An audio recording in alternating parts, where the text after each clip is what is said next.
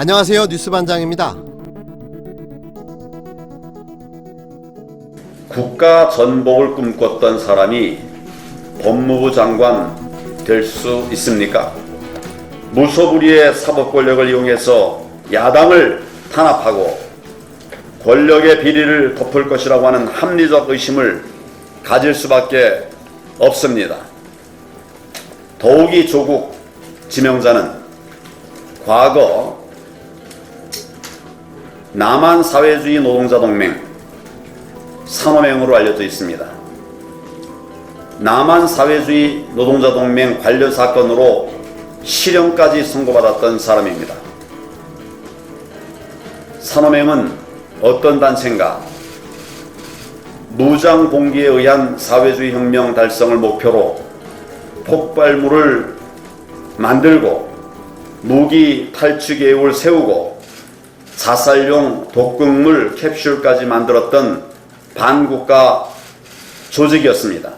아무리 세상이 변했다고 해도 국가 전복을 꿈꾸는 조직에 몸담았던 사람이 법무부 장관에 앉는 것이 도대체 말이 되는 이야기입니까?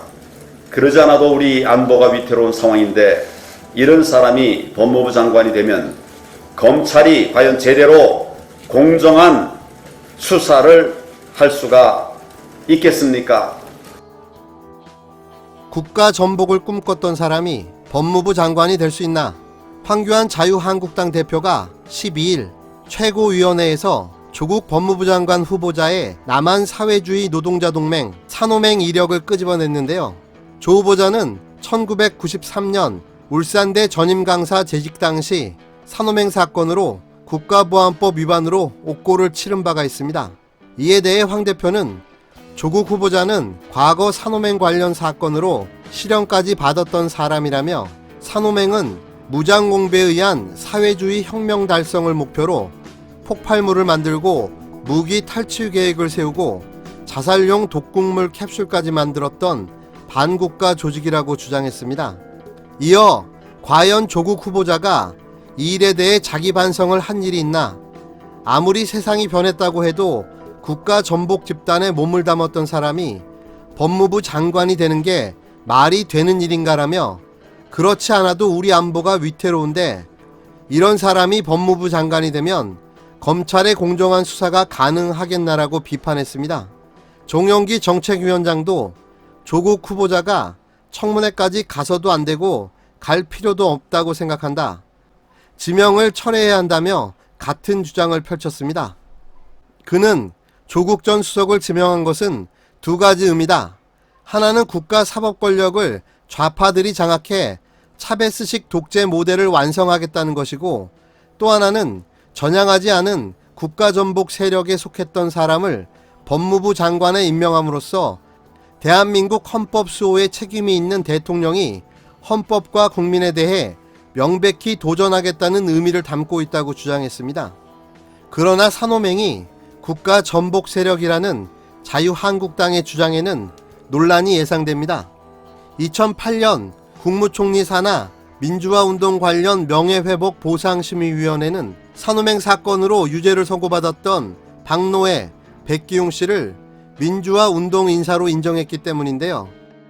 즉 산호맹을 국가 전복 세력이 아닌 민주화운동의 일환으로 재평가한 셈입니다. 실제로 그보다 앞선 1999년 3월 1일 산호맹 관련자들은 모두 특별 사면 및 복권 조치를 받기도 했습니다. 특히 산호맹 사건 재판 과정에선 당시 국가안전기획부 등 공안당국의 고문수사 등이 밝혀지기도 했는데요. 산호맹 사건으로 검거됐던 은수미 성남시장이 대표적인데요. 그는 당시 고문 후유증으로 감옥에서 소장과 대장 일부를 잘라내는 수술을 받고 결핵이 후두로 번져 한동안 말을 하지 못하기도 했습니다. 세계 인권감시기구인 국제 앰네스티는 1994년 7월 94년 연례 보고서를 통해 불공정한 재판을 받거나 가혹행위를 받은 정치범 및 양심수로 산호맹 관련자들을 포함시키기도 했는데요. 조 후보자 역시 산호맹 사건으로 옥고를 치르던 당시 국제 앰네스티에서 정하는 올해의 양심수로 선정된 바가 있습니다. 뻔히 드러날 거짓말을 황교안 자유한국당 대표는 뻔뻔스럽게 하고 있는 겁니다. 누가 공안검사 출신 아니랄까봐 또 이런 수작질을 벌이고 있는 건데요. 정말 한심하기가 그지없습니다. 요즘은 속인다고 속일 수가 있는 세상이 아닙니다. 조사하면 다 나와요. 제발 좀 정신 좀 차리시고 공안검사 티 좀 내지 마시길 바랍니다. 뭐가 잘났다고 공안검사 티를 이렇게 내시는 거예요, 매번. 그게 자랑입니까?